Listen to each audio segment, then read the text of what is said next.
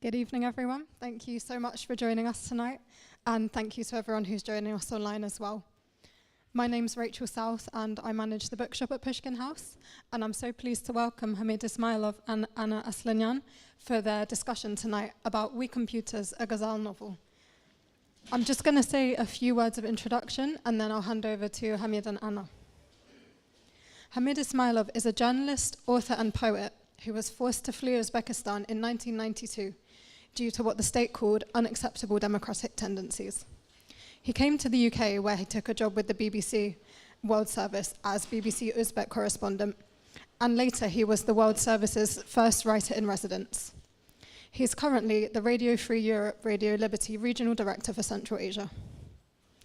Hamid is a prolific author who writes in English, Russian, and Uzbek, and his work includes several books of poetry and over a dozen novels. His novels published in Russian include The Railway, translated by Robert Chandler, and The Dead Lake, translated by Andrew Bromfield, which was the Independent Book of the Year and Guardian Reader's Book of the Year in 2014.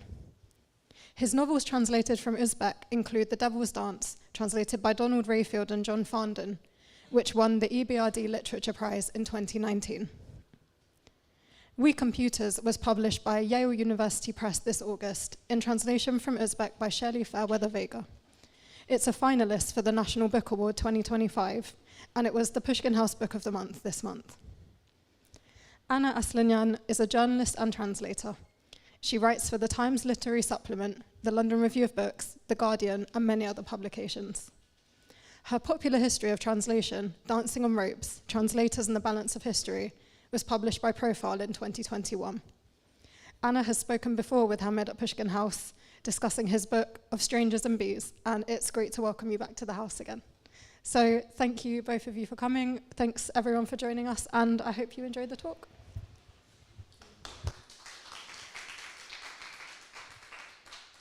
Thanks very much, Rachel. Can everyone hear me? This is on.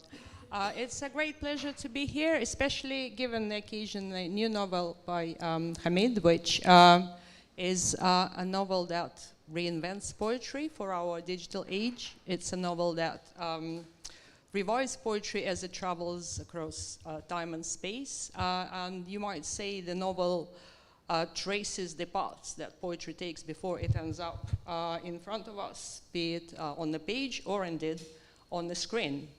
Hamid, I'd like to just begin with the title page of your novel, because the subtitle, as we just heard, is a Ghazal novel. And correct me if I'm wrong, I'll just say a couple of words about what I understand by that, and then you can tell us more about this form. So this verse form, which is, am I right, or am I right? Is it usually used traditionally for love poetry, for writing about love and loss, romantic love, or sometimes religious feelings?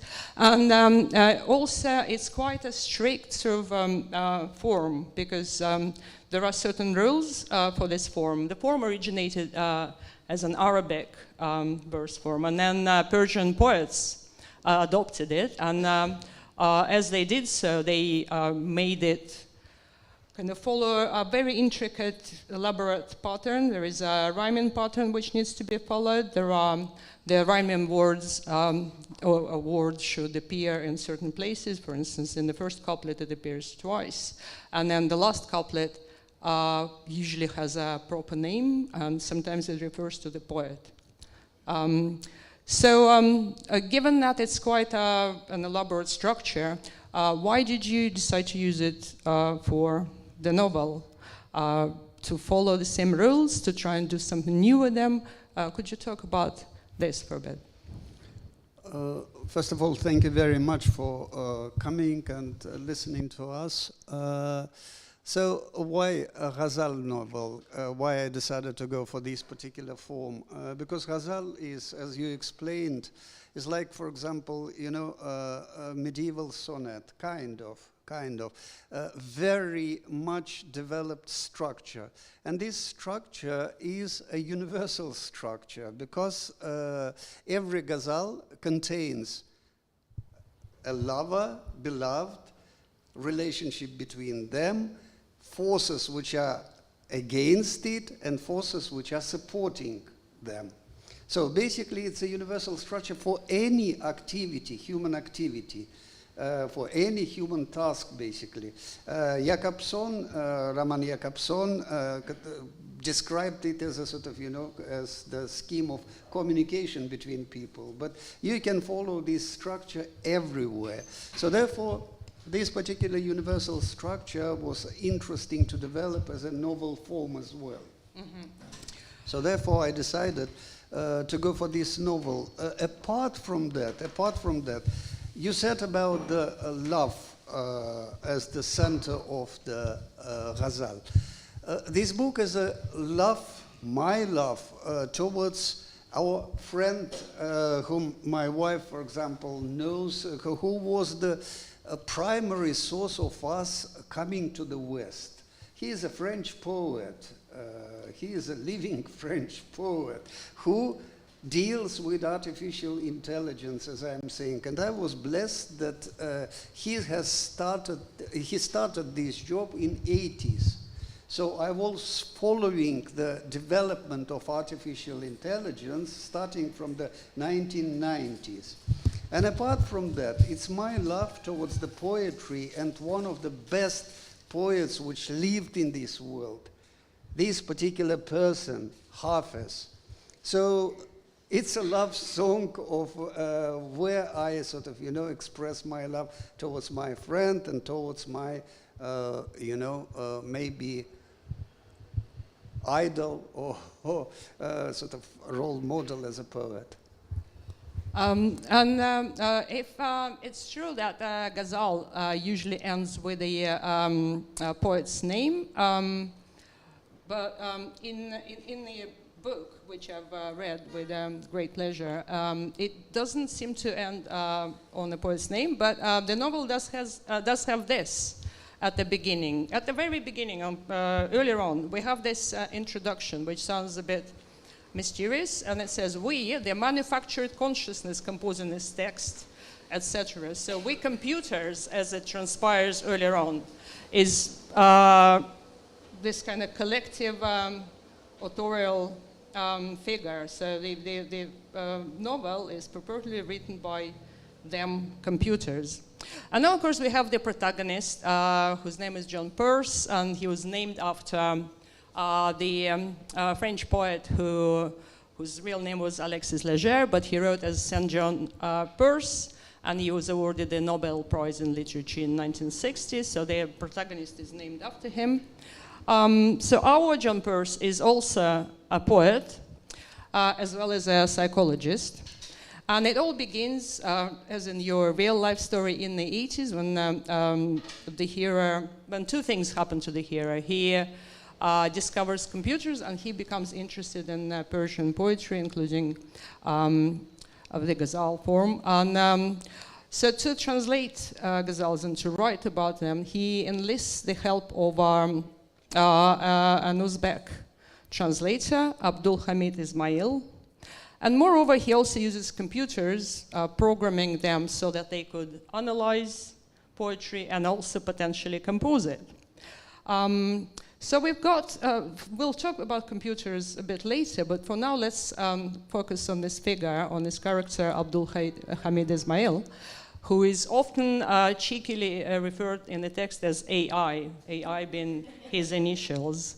And of course, his name echoes the name that appears on the cover, Hamid Ismailov. So is AI then in league with them computers? What's the relationship between these two So we have to be back once again to Ghazal. One of the most intriguing features of Ghazal is a kind of scintillating, a kind of glimmering, as Shelley once said, finding better word maybe, because she is a professional translator.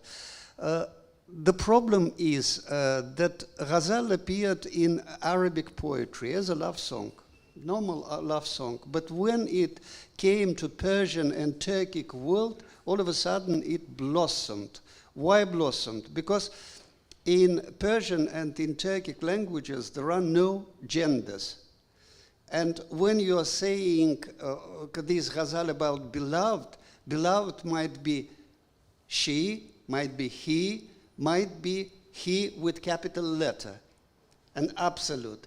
So this glimmering, this scintillating or oscillating is one of the secrets of the ghazal. And therefore, obviously, since I'm writing a ghazal novel, it should scintillate on every level, on AI level. So therefore, this particular person appears as another AI or whatever. So it's my kind of tribute to ghazal technique. Is there an I, capital I, to this AI? Yes, yes. Well, I was hoping you'd say that. But then we computers, or they computers, keep interfering and keep giving us a piece of their mind all along. At one point they say, wasn't this exactly what Jon Perse hoped to prove with the help of us computers? That existing literature could be freed from the chains of authorship. So why this need to free literature from the chains of authorship in the first place? You know, there is for example, this friend of mine who deals with generative poetry, he considers, for example, that the human life or poet's life doesn't mean anything. So basically, poetry is about the combination of words. And the reader who reads this combination of words gives them his interpretation. Fills them with his emotions, he fills them with his fears, angst, and etc., etc. So basically, reader as the interpreter. So, you know, in French literary theory, there was people like Roland Barthes, who said about the death of author. It was quite popular that author is the kind of dominating and dictatorial force, basically, who makes you think in a particular way. And there is the line of thought which is saying we have to revolutionize everything from the point of view of, you know, of freeing the reader to interpret what and how he wants to interpret without any dictate from the author. So basically, this particular person, the hero of this novel, Jon Perse, is the adept of this theory. For him, the life of a poet doesn't mean anything, though, as the novel shows, he discovers all of a sudden that the life means something and completely sort of, you know, ruins all his theory. So how should we, the readers, interpret this? Ultimately, who is the author of this book? It's up to the reader, you know, to read first of all this book and then to interpret. My dictatorial sort of, you know, take on that was that it was written by the computers, by the artificial intelligence. Well, let's hear from them then. Yes, let's hear from them. Jon Perse had never liked his own name. Worse, the reasons he had been given that name disgusted him.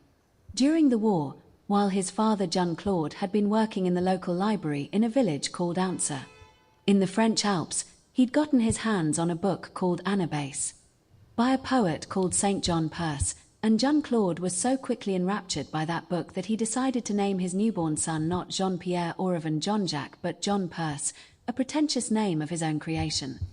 On top of that, when Jon Perse turned 18 and was about to set off for Paris to study, hoping to escape the local children's mockery, his father, recently retired from the library, took his long-cherished copy of Anabase from a trunk, handling it like the holy book itself, and presented it to his son.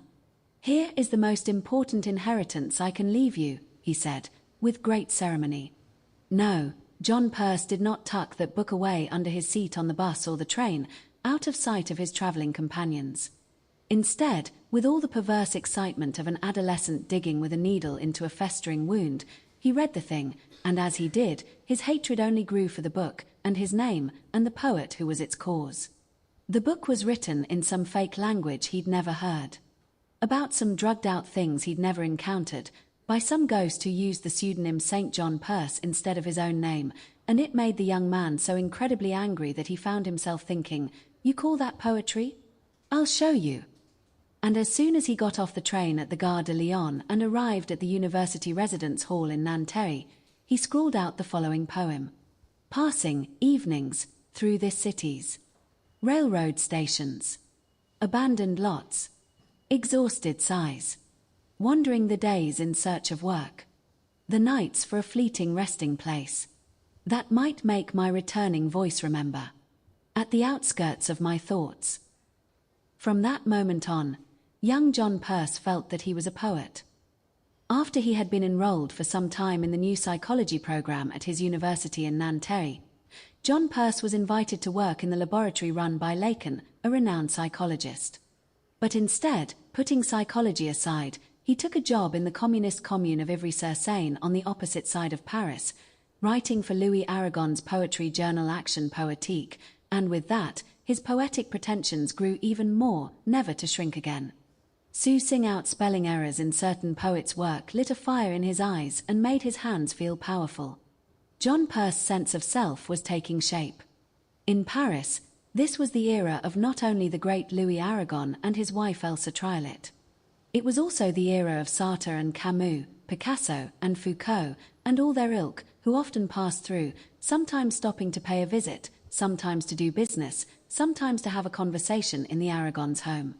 Then 1968 came, and life in Paris life was turned upside down by the ideas and stomping feet of rebellious students, transforming everything into imagination and poetry.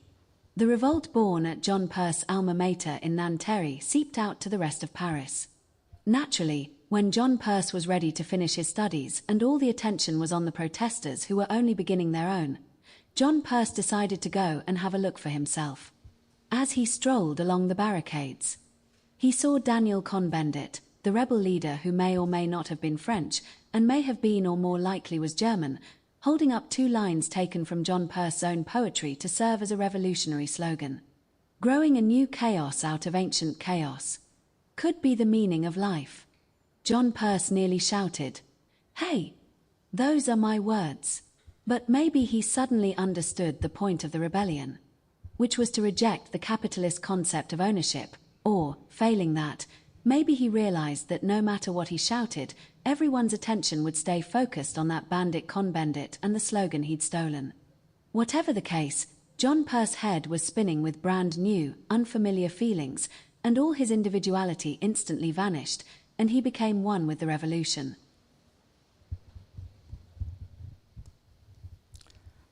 Nice reading. Were you happy with the delivery? Absolutely, absolutely. So can we talk a bit more about poetry before we finally give up and succumb to the power of computers? So from the Ghazal, let's move on to poetry in a broader sense, and in fact in the broadest sense of the word. So you talk about your beloved Sufi classics, and you compare them to Western poets, be it French poets, the so-called accursed poets, poet Maudit, or earlier we were talking about the poets of the Russian Silver Age, when you mentioned Sergei Yesenin and Anatoly Marengov. So, in fact, at some point, the relationship between the great Persian poets Rumi and Tabrizi is compared to that between Paul Verlaine and Arthur Rimbaud. And the French pair who in 1873 lived just up the road in Great College Street, not very far from here, and were notorious for having this explosive, tumultuous relationship. So theirs was perhaps a special case, but on the other hand, you do compare those ties, those bonds. Would it be true to say that any 2 poets who love each other, who are soulmates, their relationship can be sort of similar, can be translated from one territory and one language to another in some way or another? I said about, in the very beginning, about my love towards my friend, for example, this French. I was blessed with this kind of, apart from, you know, love in sort of, you know, common sense, love to my wife, for example, love to my children. I had loves towards my friends as well, you know. And I tried to sort of, you know, understand the nature of this love as well. For example, you know, in the history of relationship between, for example, Shams Tabrizi and Rumi, in relationship between Verlaine and Rimbaud. So there were lots of friendships like that, of different nature, of different relationship, which interested me always, you know, what's behind this kind of friendships, what's behind this kind of relationship. So love might be of different, you know, of different forms and shapes, and all kind of love is worth discovering, disclosing, researching, learning. And I guess those poets that you reference here, and there are more layers to it if we as readers try and unpack it, they weren't exactly against the idea of authorship, or were they? Or would you say that poetry is something that gives them, allows them to reconcile the notion of authorship with that of the rejection of the self? What's interesting here, generally, all of a sudden it occurred to me now, you know, in the kingdom of words, there is no ownership, kind of. I'll explain what I mean here. The ownership appears in the kingdom of things. So, because initially, for example, I own something, this glass, I own something material, yeah? For example, when you compare religions, Islam is a religion of words, because the main book of Islam, Quran, is word of Allah, yeah, or word of God. Then after that, there is a so-called Sunnah, the words of the Prophet and deeds of the Prophet, yeah. There is no material anything there, just words. They are passing from generation to generation. And here, there is no ownership, because even the Prophet was just the transmitter of the belongings of the God, yeah? So here there is no ownership. And funny enough, it comes back now with the sort of, you know, AI once again. Though people are sort of, you know, corporations and so on and so forth, they try to sort of, you know, make it own, like an ownership. But generally, in principle, the sort of the wealth, for example, like, for example, AI firms dealt with writers, for example. They just took it free of charge, you know, because it's nothing. Which was not totally uncontroversial. Yes, but we can talk about but it. Once again, apparently in the nature of words, because language belongs to all of us, yeah? Language belongs to all of us. In the kingdom of words, the ownership plays less role maybe than in the kingdom of the things, apparently. And in poetry? And in poetry as well, you know, especially in the sort of medieval poetry or whatever, which was turning into the folklore. The best of the poetry is in the folklore, you know. It becomes a sort of, you know, anonymous.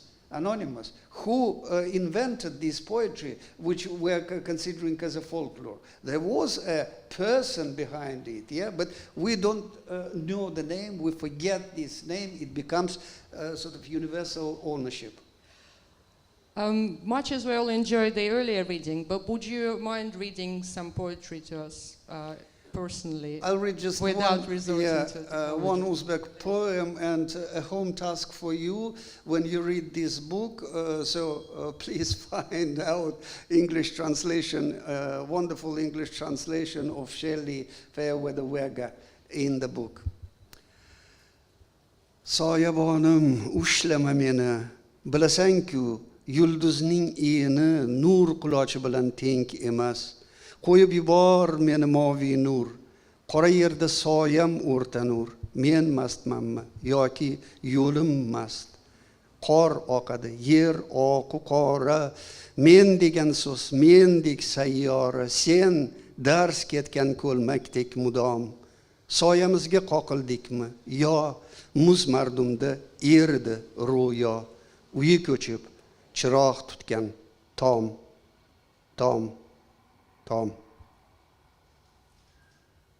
Thank you.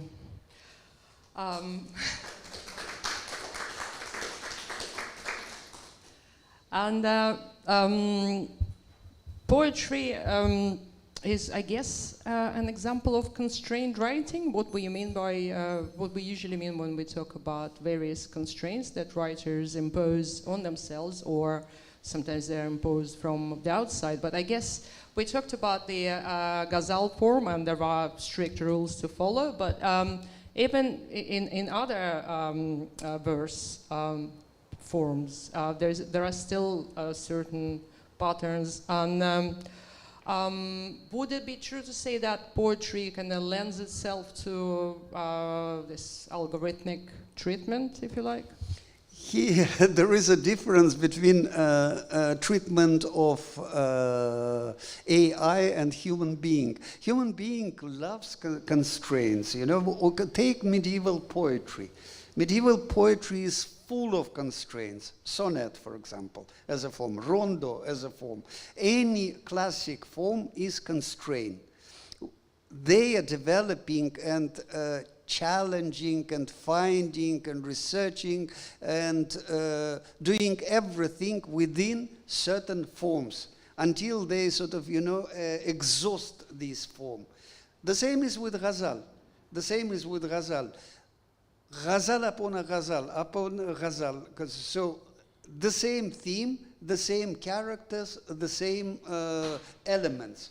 But you have to find something every time new within these constraints. That is the ultimate task. Whereas, for example, the poetry which is created by AI is completely from the different end. There are no constraints there. Except those that the creator of that AI program must have introduced from the start. Must have discussed. Funny fact. We discussed lots of these things with my friend who is one of the founding fathers of generative poetry. And funny enough, the most difficult task for him was to make his computers to write Ghazal. There were too many constraints there in order to write the program. The program should have been too complicated, which required, quantum computers, basically. Yes, and in the book, they computers also talk about constraints. They talk about rules. They say, we have spoken very openly about our working methods. These are the rules of the game. But does the reader need to know the rules of the game to enjoy playing this game? Is this a deliberate decision on the part of whoever is the author of this novel to lay it all open, to expose all the devices and all the tricks and tell the reader that this is what you are doing, this is the kind of game you are playing? Well, what's behind that? So there are different traditions. Once again, I'll tell about the medieval tradition of Ghazal writing, for example. And I'll give an anecdote, a historical anecdote. So there were two poets in Central Asia, the famous poets, Abdulhamid Ismail, who was the greatest Persian writing poet after Hafiz, let's say, yeah? And his pupil, Alisher Navai, who used to write not in Persian, but in Turkic. And they were very good friends. Jami was a Sufi master. Navoyi was a vizier, the minister under the Shah. So, and one day, the son of Jami dies. And Navoyi writes about this particular case, yeah? So I mounted the horse, and I immediately decided to come to my master to express my condolences. But while I was riding my horse, I was thinking about so-called tarikh. It's a form when, every character means the figure as well. For example, A is 1, for example, B is 12, and so on and so forth. So they're associated with numbers. Yeah, with numbers. And he was making a poem which will give the day, the hour, the year, the month of the death of this particular person. That's very programmatic, I guess. Yeah, programmatic. And he is writing about that. I wasn't sure, and sort of dismounting from the horse, I checked myself again. Yeah, it was all right. And I approached my master and told this poem. And he immediately answered me with another poem, which gave exactly the same number. So they both knew that rule, and they were both trying to follow it. So in this particular culture, so everyone, including the readers, should have followed the rules of the game. That was the culture, the sort of requirement of the culture. There are different requirements of different cultures. There is requirement of Facebook, there is requirement of TikTok, there are different requirements. Can we talk about the requirements of Telegram? Because this is where this novel was originally published in Uzbek. Why did you decide I decided to go for Telegram rather than Facebook. I'll explain you why. When I published one of my books, which was mentioned by Rachel, thanks to her, The Devil's Dance, on Facebook, all of a sudden in Uzbekistan, two parties of ladies started clash with each other. So I keep this particular sort of discussion. You mean they had a fight on social media? On Facebook, on social media.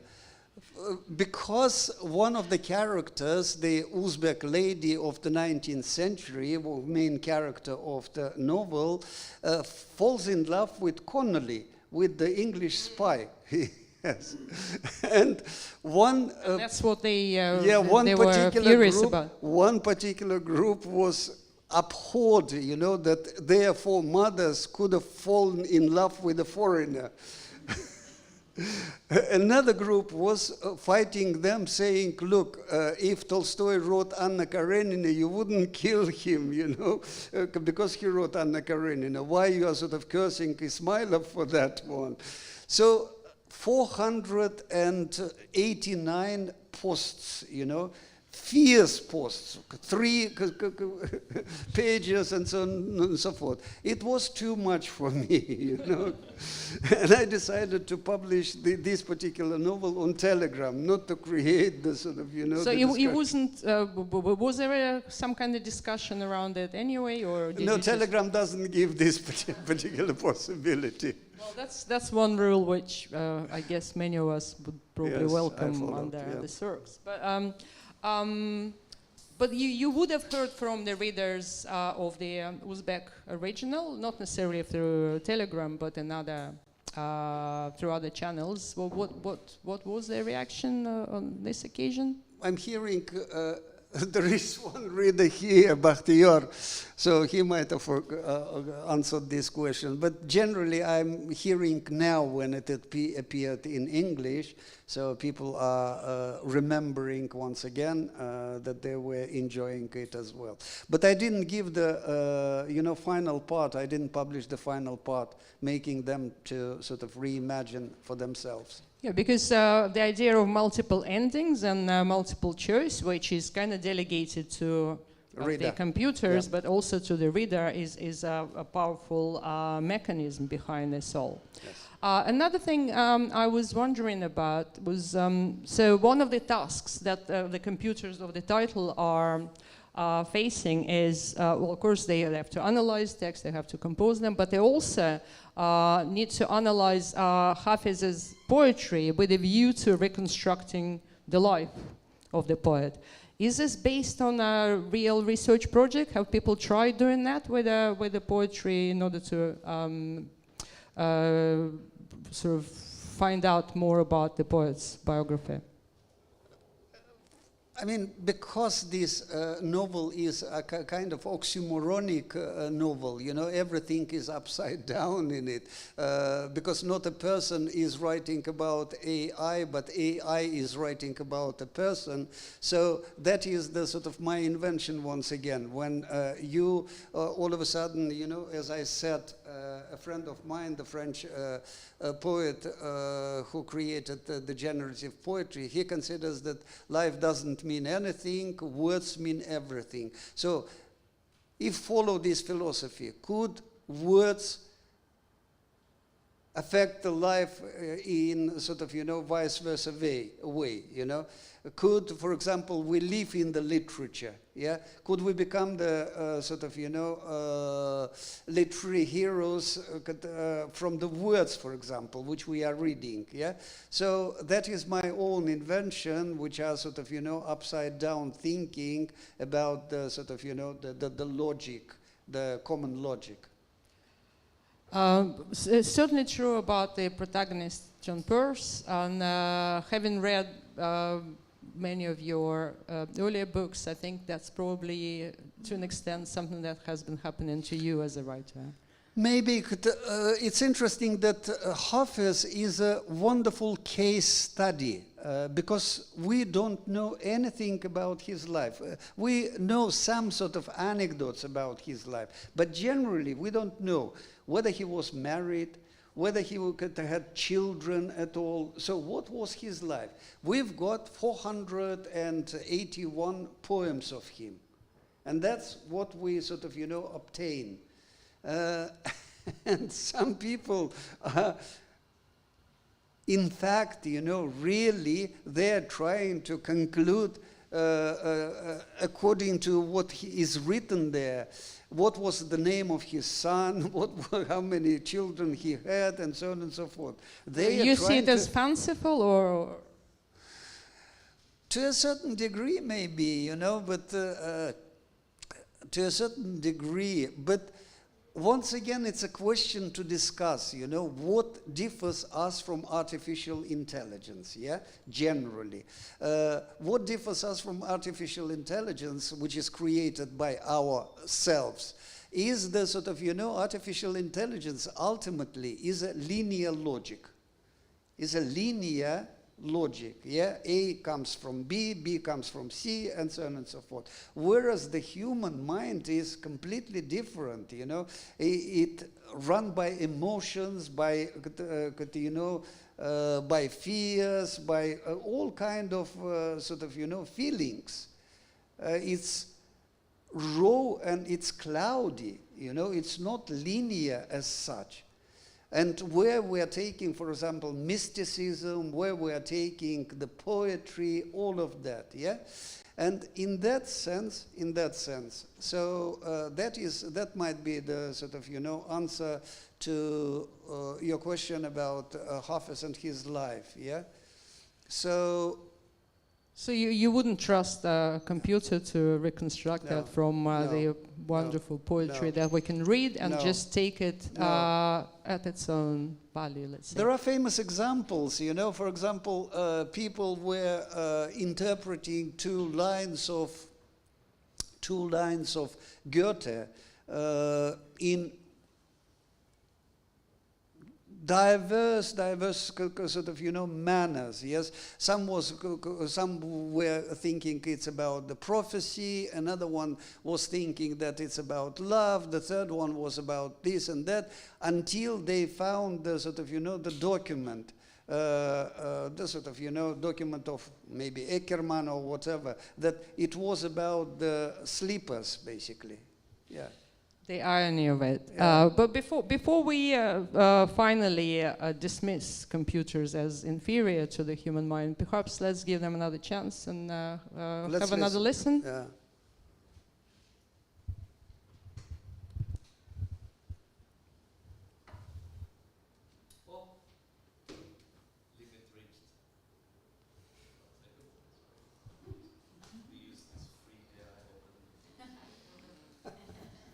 Well, You see constraints of computers. There is. I don't know if how many of you are surprised. I, for one, am not. But so while this is been done, maybe we can start talking about translation. Let's because talk we about do need to give the audience a chance to ask you questions. But I did want to ask you about your collaboration with Sign this, in with Google is required to continue with this premium voice. Or, if you prefer, you may switch to a free... No free. Yeah. Yeah, so the translator who has worked with you before, Shelley Fairweather-Vega, how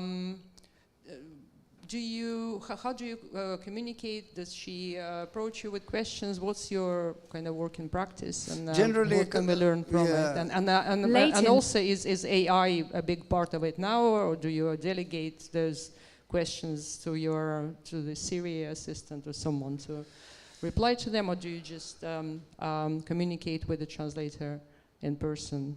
No, our relationship is a purely human one. So generally, I'm blessed with my translators, and particularly with Shelley as well, who translates from Uzbek. She is maybe one of the 2 translators in the world, you know, who professionally translates from Uzbek. Another being Donald Brayfield, who learned Uzbek to translate it. Shelley is a professional and wonderful translator. For this book, for example, she is in the final with this book of the National Book Award for the translated books. So basically, it's her credit to her translation, basically. She's a wonderful translator. I generally, relate to translators like a person who is handing over his child to a fostering family, basically. So I don't, discuss whether we should make the circumcision or not, So I just hand over the child because wise it's better. And generous, Yeah. but also wise, I guess. Yes. Especially If given they that you need- know the if they translator need knows. my professional opinion on haircut or whatever, I'm ready to give. But generally, it's their business. Well, I'm glad you're fortunate with this translator, and do say congratulations on the nomination. Did you say she has been shortlisted, or? Yes, she is in the final. I mean, all of us were in the final. That's but that great. is Well, the congratulations mostly credit to for you and to Shelley Fairweather-Vega. yeah. Vega. But in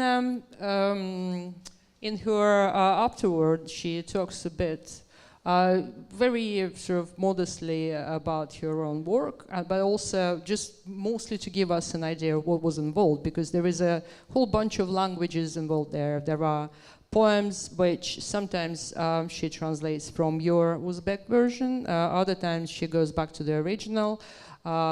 Sometimes there are lines of Russian poetry that appear in Russian in the text. Once again, all those choices, apart from you deciding to translate something into Uzbek and use it in the novel, was the rest of it up to her, whether she wants to go back to the original or work with your version, or did you have any say in that? I feel guilty in front of my translators because I never think about them, while writing. Because I'm writing for the language. If I'm writing in Uzbek, so I'm writing in Uzbek for Uzbek reader or for Uzbek language, let's say. And I'm trying to, not to repeat myself, challenge myself with the language. Generally, we are serving languages, as far as I start to understand now, you know, my job. In that sense, you know, I am doing no good service for my translators. And translators are struggling, fighting, and as I'm saying, I'm extremely grateful to Shelley, to all of my translators for the, you know, suffering which they are going through. Well, I'm sure she found joy in this work, and certainly reading her translation, you don't feel that that's a text written by someone who is suffering and doing it through gritted teeth. She is the same kind of person who loves challenge herself in English. And that's the impression you get. Yes. So shall we give the computers another one last chance? Welcome to NoteGPT. Explore our realistic, natural AI voices. Welcome to NoteGPT. So that is the difference between Late us in and 1982, after the elderly Louis Aragon passed away, management of the journal passed to Henry de Louis, known as the last communist among poets and the last poet among communists. De Louis appointed Jon Perse to his own previous role of General Secretary. After taking over for Aragon, De Louis spent his time traveling from country to country in search of disciples. And all the really difficult work, finding the proper poets for the journal, ushering the improper ones out the door, producing an issue every 3 months, getting a second issue to press while distributing the first, all this became Jon Perse's responsibility. Meanwhile, to protect himself against charges of tastelessness or stupidity by the thousands of poets the journal rejected, Jon Perse set to work on a monumental project. He published a book, supposedly for young people, called the Encyclopedia of Poetry. His book catalogued every type of poetry, providing both ancient and modern examples, and diligently explained meter, rhyme, and the art of poetry in general. Around that same time, Jon Perse got married and had a son named Laurent, even while he worked for the journal. He was also invited to teach poetry back in his old haunts in Nanterre. And so Jon Perse seemed destined to inherit a poet's life from de Louis, who had inherited it from Aragon, except early in the same decade, Jon Perse first laid eyes on a personal computer at the university in Nanterre, an experience that remained stamped in his memory for life. He had so often spent all day in front of a typewriter, churning out 4 carbon copies of everything, and correcting every error 4 times. But on a computer like this one, if you wanted to, you could just replace an incorrect letter with the right one, or squeeze in a new word between 2 others, or make whole paragraphs switch places. Jon Perse was practically dumbstruck by the potential. But the technician, who was showing off the computer's abilities like they were his own personal talents, didn't stop there. He poured salt in the wound. We can give this computer math problems to do, and it will solve them itself, he said. At that, Jon Perse snapped out of his stupor. Can it write poems too? He asked. The technician was only interested in mathematics and markets, so he spared just 1 word in response. Sure. Then he went back to extolling his fermats and phrases. But that, sure, had lodged in Jon Perse's heart like a splinter, and would stay there forever. Brilliant. I somehow don't want to finish on this note before opening up to the audience. So one other thing I was going to mention and ask you. So we have all these multiple choices, multiple endings, but then of course the day of reckoning comes for the hero, as it will come for every one of us at some point. And then he has to reassess the whole his whole romance with computers. On the one hand, he says the computers write the poems. There's no difference whether a person writes something or a computer writes it.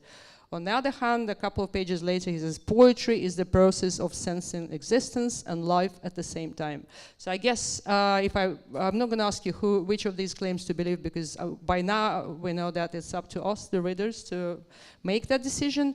But what I was going to ask is, so AI has been getting a lot of attention and a lot of flack from every cultural quarter recently. Are things really that bad, or are we actually, is the digital age in fact the long-awaited golden age for all of us, writers, readers, translators, and everyone involved?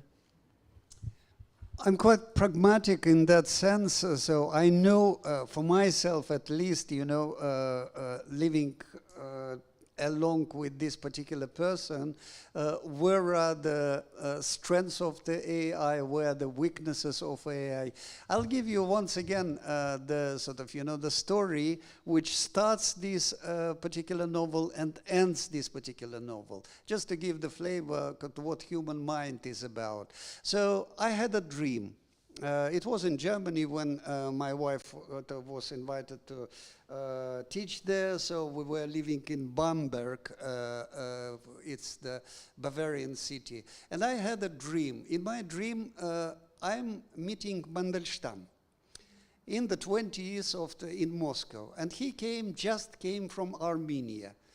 And I'm coming to him and listening, sort of, you know, steps of the soldiers behind. And I'm coming and asking, you were in Armenia, weren't you? He says, yes. And you know the most beautiful poet of the world, he is asking me, who is the most beautiful poet? And I'm wondering, who said it to you? Parvir Sivak? No, Yegishi Charens? Yes, Yegishi Charens told me. His name is, he is saying, Nadim. And I never heard about the poet called Nadim. Next day, after this dream, I'm going to a friend of us, the professor of Turkic studies, and asking, is there any poet under the name of Nadim? He says, yes, he is a famous poet of the tulip epoch, the decadent time of the Turkish history. And I start to read Nadim. And the most famous line in Nadim's poetry is, Yur gidelim Sadabad'a. Let's go to the Sadabad. Sadabad is the place of the sort of, you know, of the Samma palace of the king. And all of a sudden I remember, поедем в Царское село of Mandelstam. It's the same, you know. So in my dream, Mandelstam, referring to Yegishi Charens, telling me about the poet whose name is Nadim. I was thinking, how does it happen, you know? How does it happen? What mysticism is there?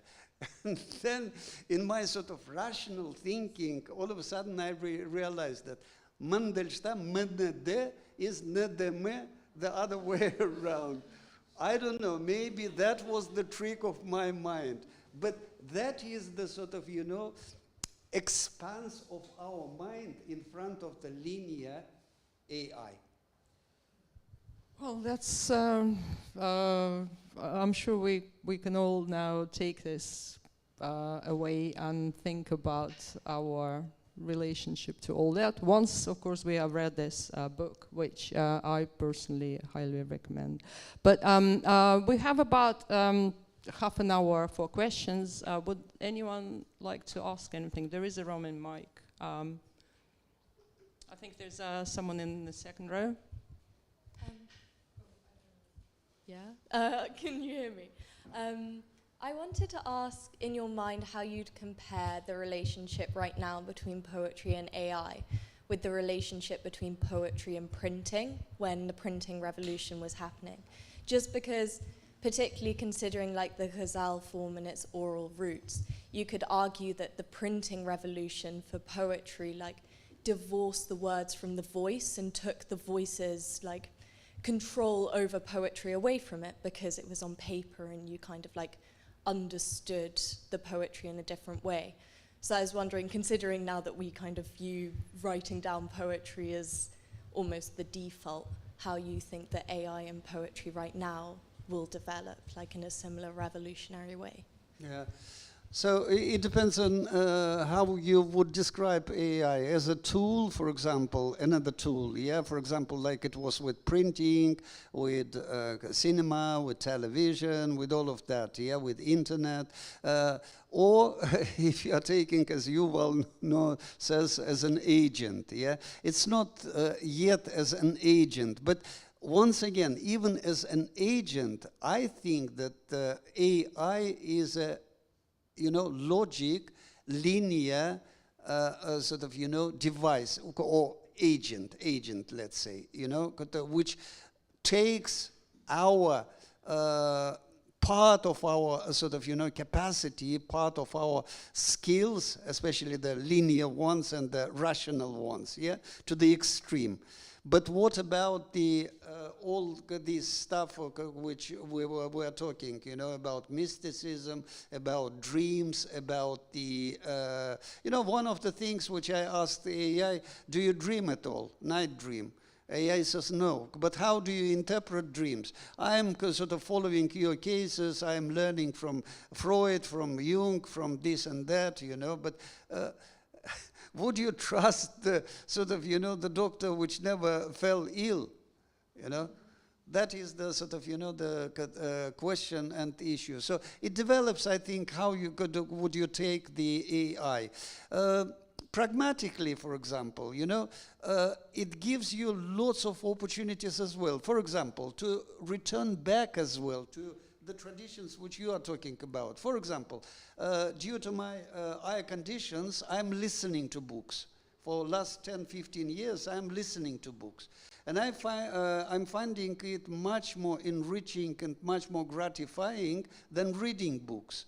Because it's much elder skill, yeah? Much older skill to listen to. I find the sort of, the subtleties which I would never find reading the books while listening. It's about the sort of, right tone. Is it truthful or not, trustful or not? There are things which are sort of, giving away. When you're reading, you might not sort of feel it. But I'm feeling, it's a gut feeling in a way. So in that sense, maybe I sort of, confused you more than you were confused. But generally, how would you take this tool, Sorry. I'm not sure. I kind of think that perhaps if you're considering like just the development, and as you say, AI is a processor of other people's or another body's experience rather than a generator, then perhaps it can process the ideas of a different person and put them in a specific form, such as like if you gave an AI a topic and said you should put it in a Ghazal form, it can do that, but it can't generate the ideas in itself. I'm not sure. I think perhaps the focus will change less on the skill of precisely organizing words in a specific structure, and that is like a poet's skill, and perhaps more towards like creativity in terms of generating ideas and pushing kind of like the bounds of current literary topics when like we're thinking about like the canon. So maybe it'll change more to like an ideas base rather than like a skill of how you organize the words on books.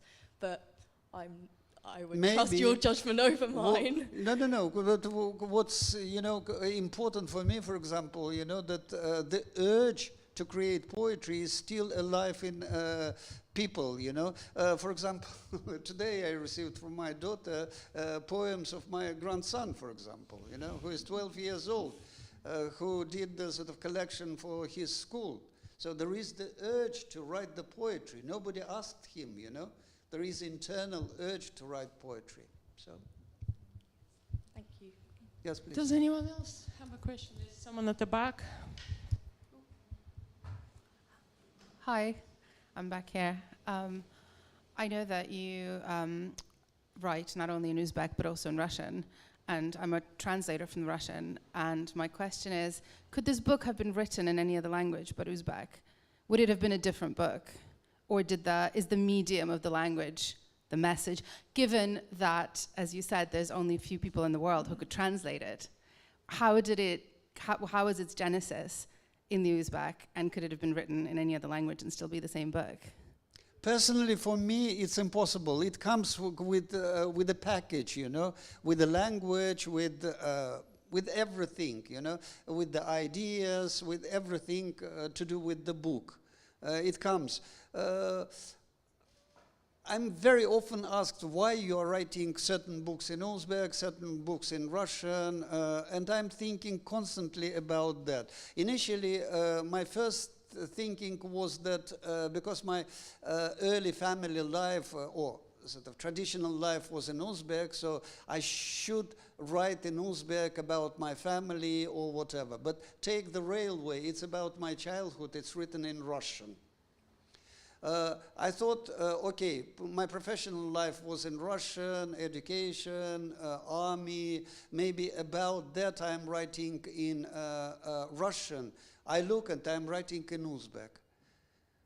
And then I started to understand that there is an internal challenge, you know, especially for the writer, to discover new languages within your language.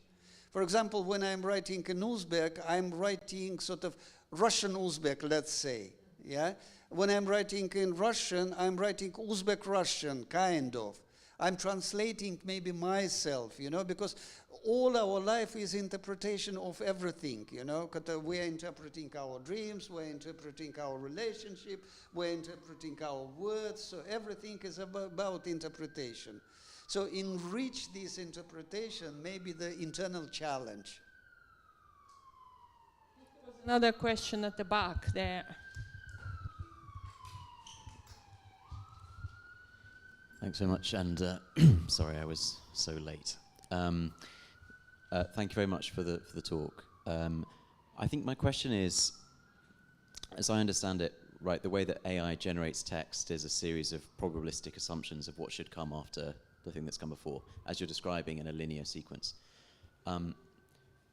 When Westerners first, quote unquote, discovered Ghazal poetry, particularly like Hafez or something like that, it was a very common observation that it seemed to be random, right? You have this idea of the string of Orient pearls. There's no consistent logic or argument from one bait to the next.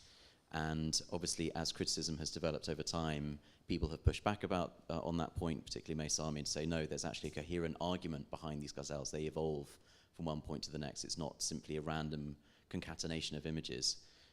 Even though I think when I first started studying ghazals, I certainly found it difficult to see what the argument was. I found it very subtle. I think the reason I'm just bringing that into the conversation is because when you're describing the distinction between AI as this linear probabilistic process and the human mind as having this kind of churning sea of subconscious processes, when you strip them back and look at them from a linear perspective, they're both just a series of random events, right?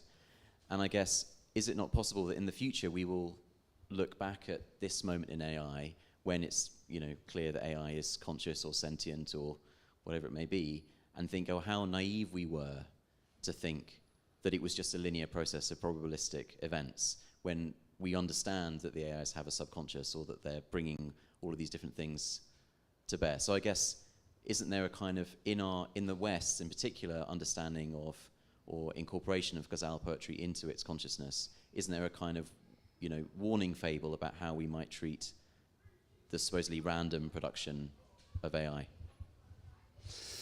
Very interesting question. Let's start sort of unraveling it from the language point of view. Generally, you know, why Ghazal was misunderstood and generally until now is not working in Western languages because of the languages.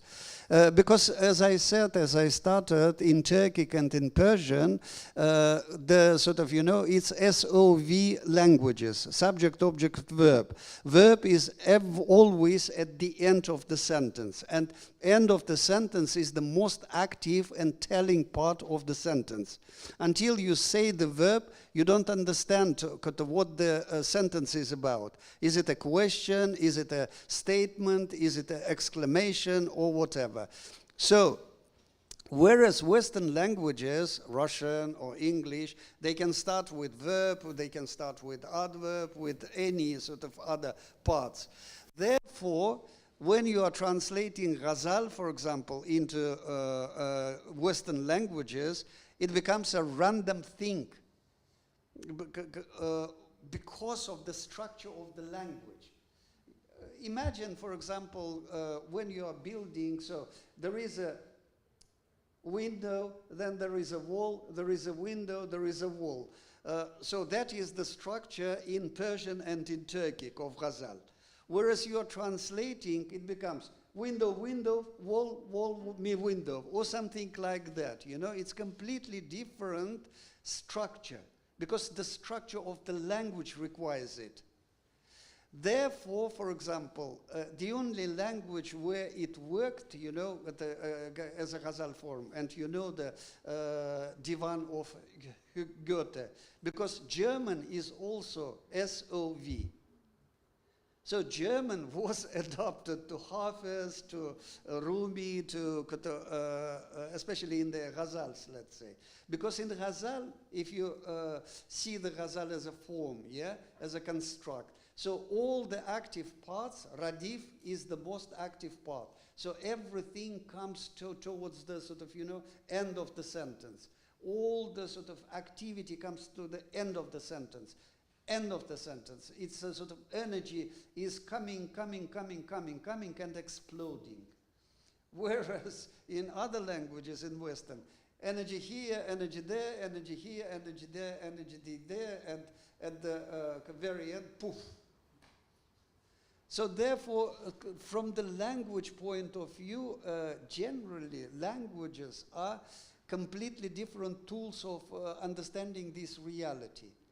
And therefore, when we are sort of shifting towards the second part of your question, to the AI, AI is also a language, yeah?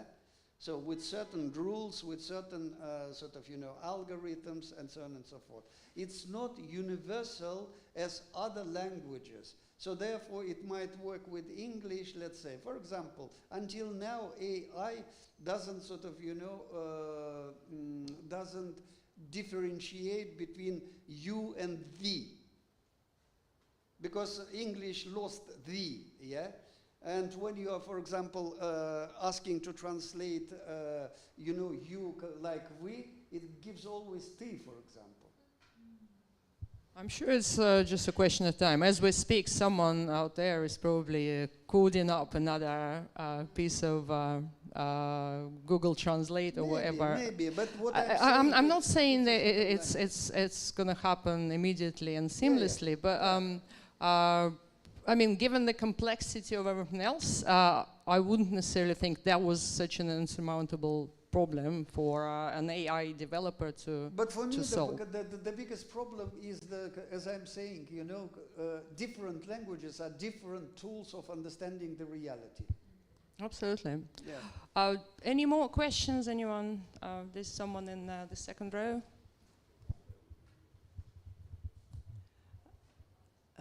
So given that you've been living in Prague for the past few years, I just wonder whether there's anything there that has inspired you, and whether you're thinking of writing or setting one of your next books there. And now I don't mean, you know, the hackneyed things like, you know, Kafka, but some of that magic which the city undoubtedly has. Dan Brown did it for me already.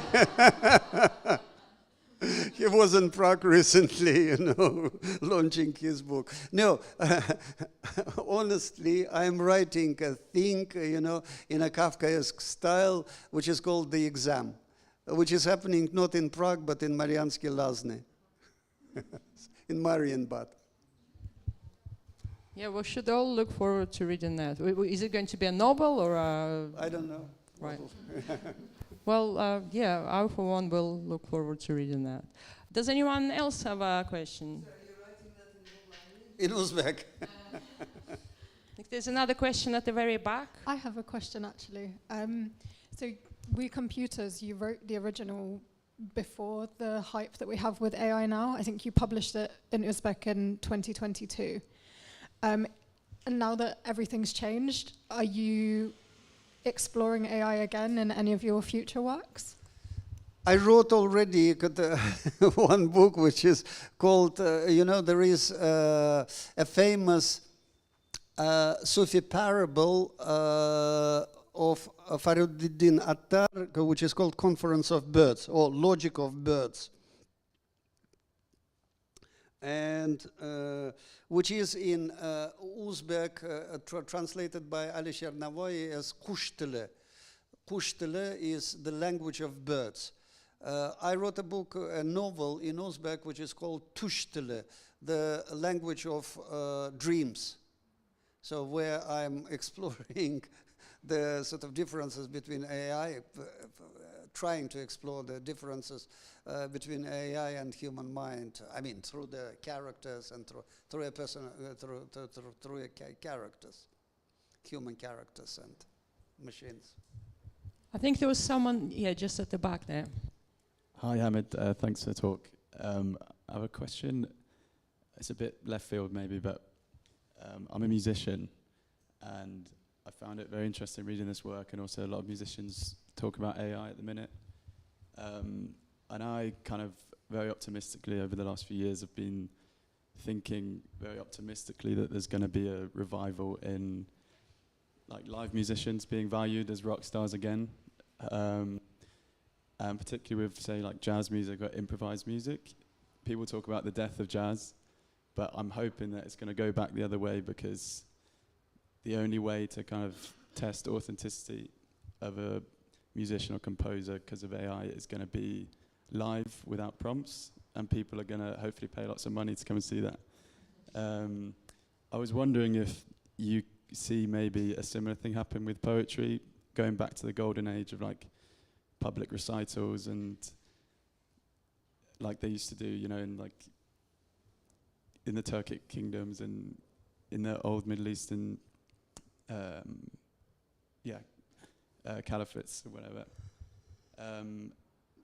And whether you think that's just, whether that's possible with a novel, for example, with poetry, maybe I could see that being more possible, like live recital becoming more of an emphasis on that.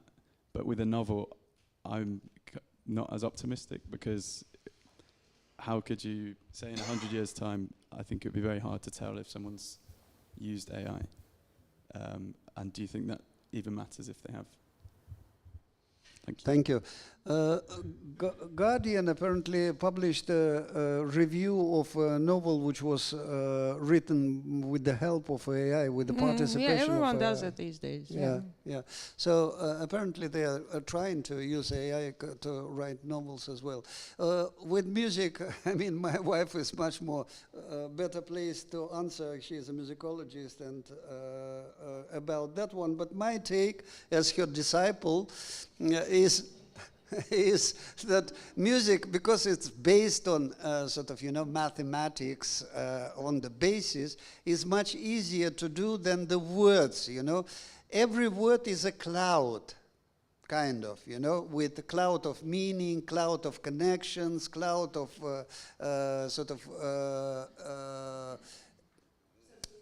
associations of all of that, because one word could mean everything. For example, talking about Czech word, all of a sudden I realized in Uzbek there is a word, manjalaka, which is about the sort of free woman, you know, loose woman, yeah, derogative word, and it doesn't sort of appear in any of the classic dictionaries. It appeared in the beginning of the 20th century, apparently. And when I came to Prague, all of a sudden I realized that in Czech, manželka is a wife. Manželka is a wife. And we know by history that in the beginning of the 20th century, 400,000 Austro-Hungarian prisoners of war were sent to Central Asia. 400,000.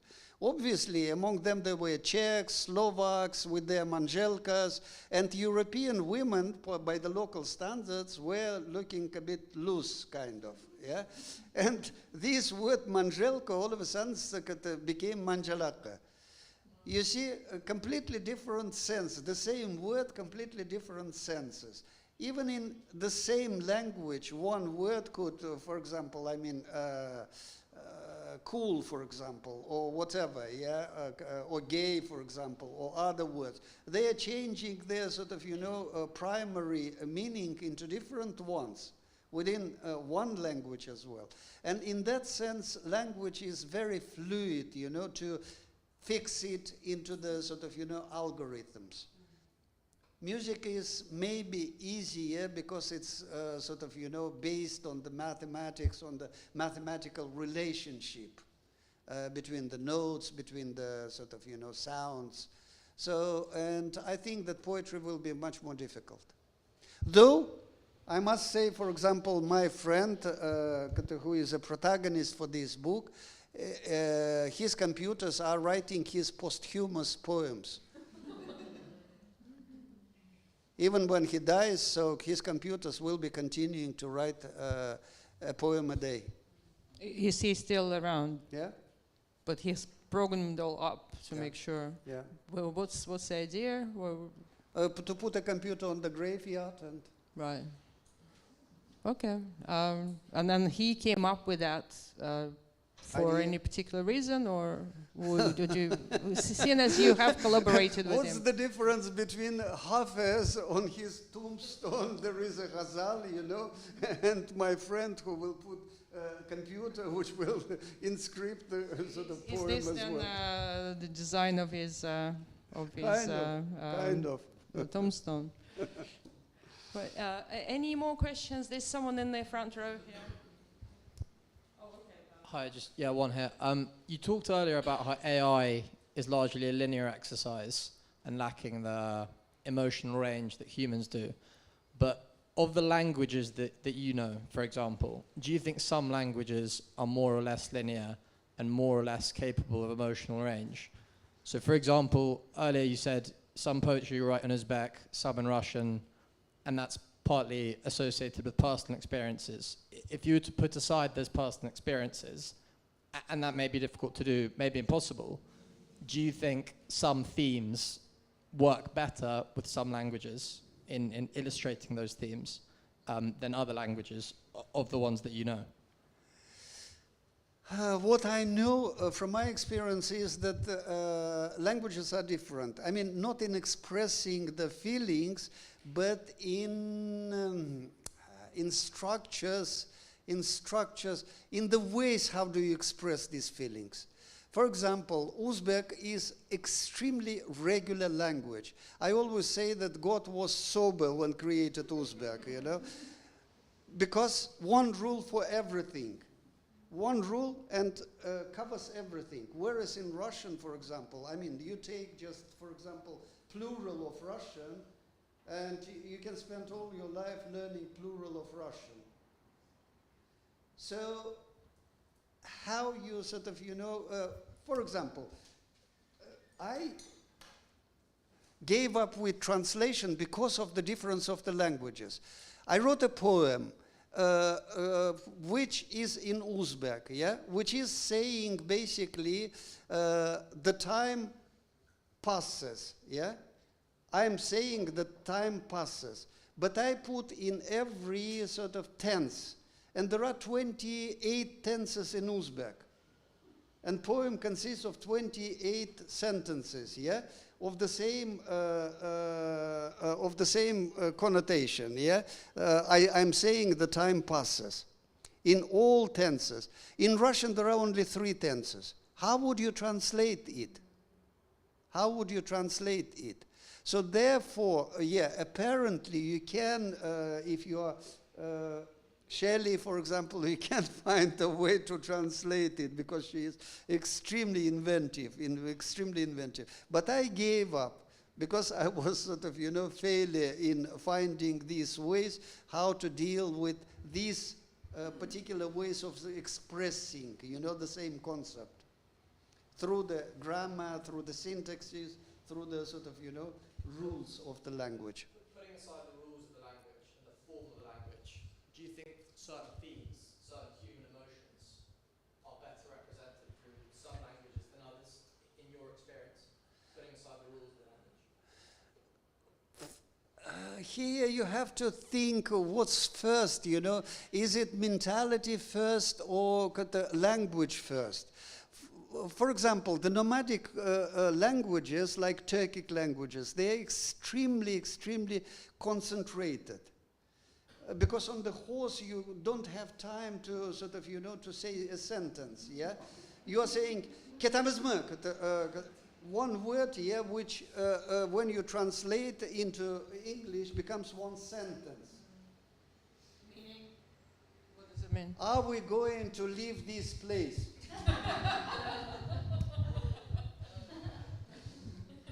Right. Therefore, they always sort of shorten my Uzbek works by half, because it becomes the book like that.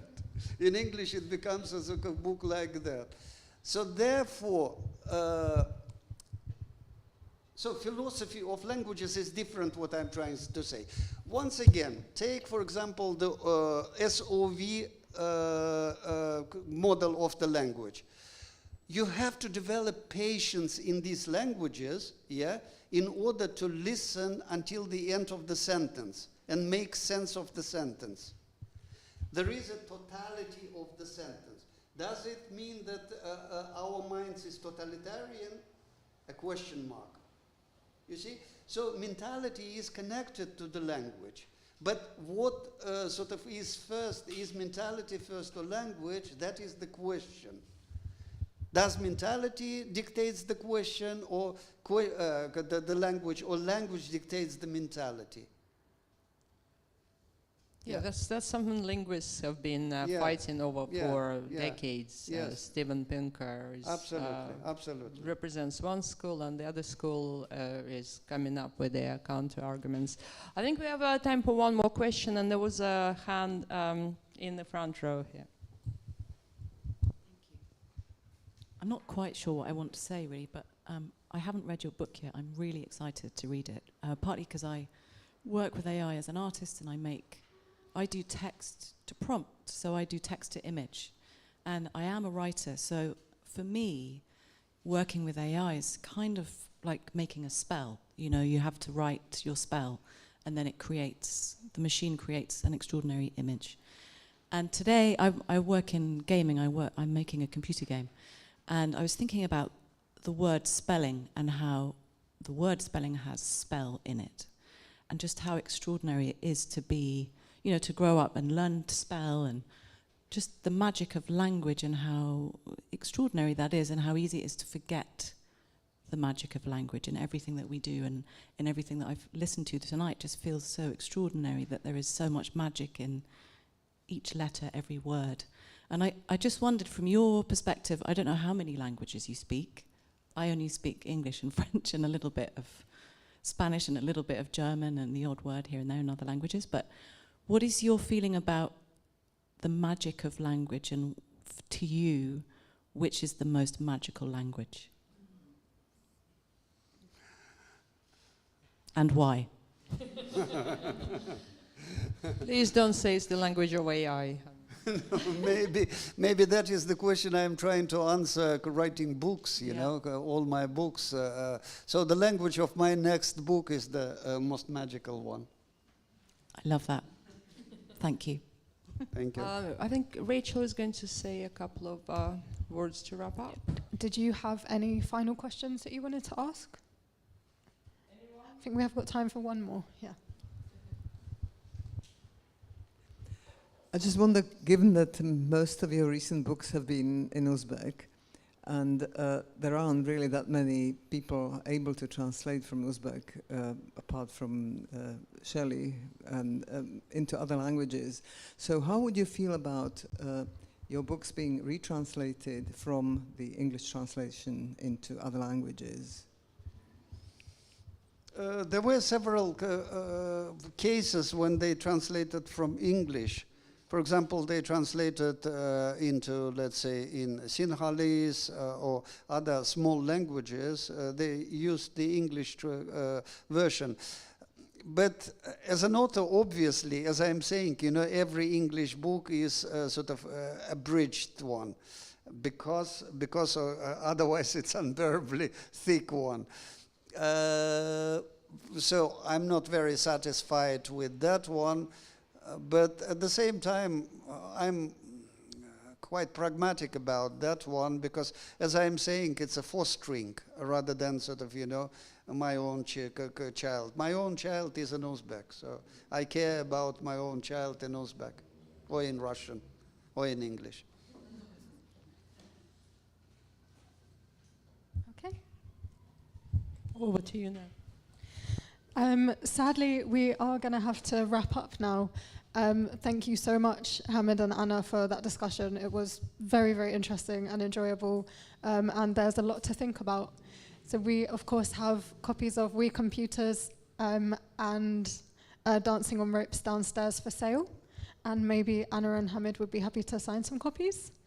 Our bar is also going to be open next door if you'd like to stay with us for a drink. And lastly, if you're not already aware, we did announce some important news last week. We have launched a fundraising campaign to support our bookshop. It's the UK's only English-Russian bilingual bookshop. We're going to be expanding and developing the space, as well as expanding our book talks program, which you've all enjoyed tonight. Thank you for coming. So if you would like to support us, or if you'd like to learn more, you can scan the QR code there, and we're very grateful for any support. Thank you again for coming, and we hope you enjoy the rest of your night.